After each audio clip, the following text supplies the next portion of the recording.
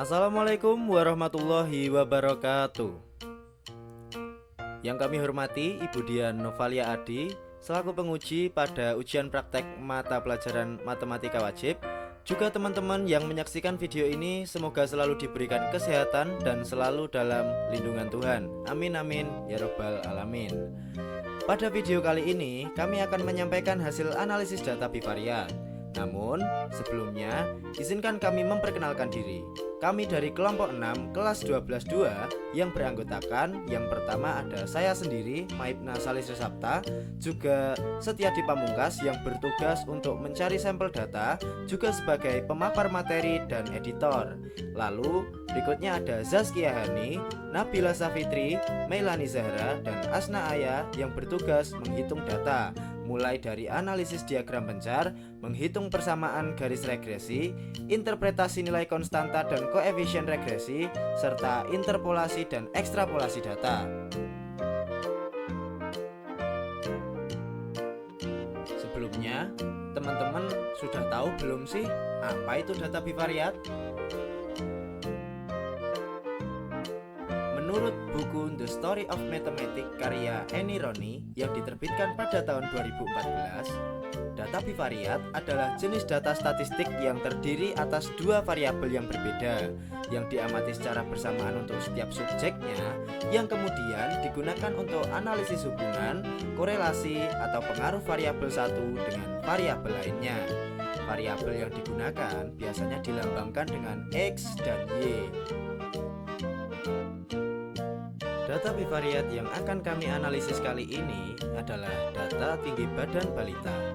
Data ini kami peroleh dari kegiatan Posyandu lingkungan Sambiroto Kidul, Kelurahan Jatiroto, Kecamatan Jatiroto yang dilaksanakan pada bulan November tahun 2025. Berikut ini datanya.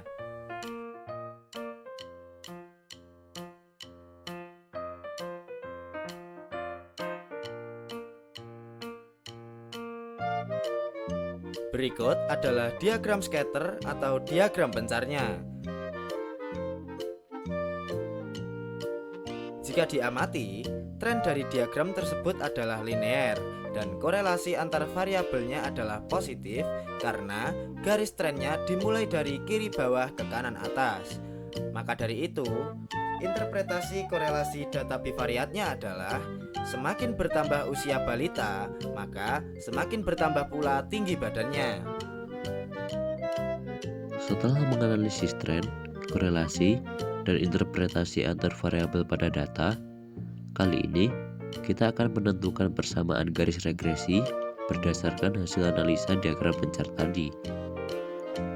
Untuk menentukan persamaan garis regresi, kita perlu mengolah ulang data. Nah, bagaimana caranya?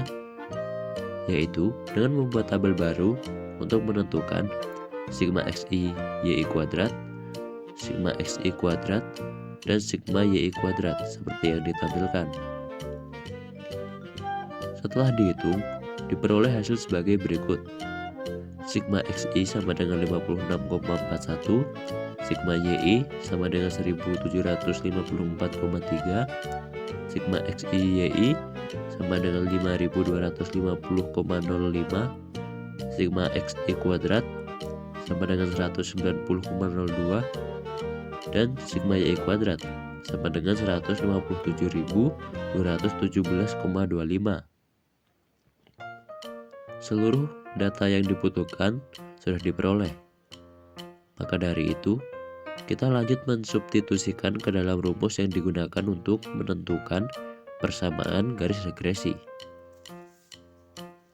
Langkah pertama yaitu menentukan nilai B dengan rumus B sama dengan N kali sigma xi dikurang sigma xi kali sigma yi dibagi N kali sigma xi kuadrat dikurang sigma xi dikuadratkan. Substitusi nilainya lalu dioperasikan dan diperoleh nilai B sama dengan 9,77. Langkah kedua adalah menentukan nilai A dengan rumus A sama dengan Y bar dikurang B kali X bar. Kita tentukan dulu nilai Y barnya dengan rumus sigma YI per N. Diperoleh nilai Y bar sama dengan 87,715. Kemudian kita tentukan nilai X barnya dengan rumus sigma XI per N. Diperoleh nilai X bar sama dengan 2,8205. Lalu nilai Y bar dan X bar disubstitusikan ke dalam rumus untuk mencari nilai A, yaitu A sama dengan Y bar dikurang B kali X bar. Setelah dioperasikan, diperoleh nilai A sama dengan 60,16. Langkah terakhir dalam menentukan persamaan garis regresi adalah mensubstitusikan nilai B dan nilai A ke dalam rumus Y topi sama dengan A plus BX, sehingga diperoleh persamaan garis regresi data tersebut, yaitu adalah Y topi sama dengan 60,16 plus 9,77X. Selanjutnya adalah interpolasi konstanta dan koefisien regresinya.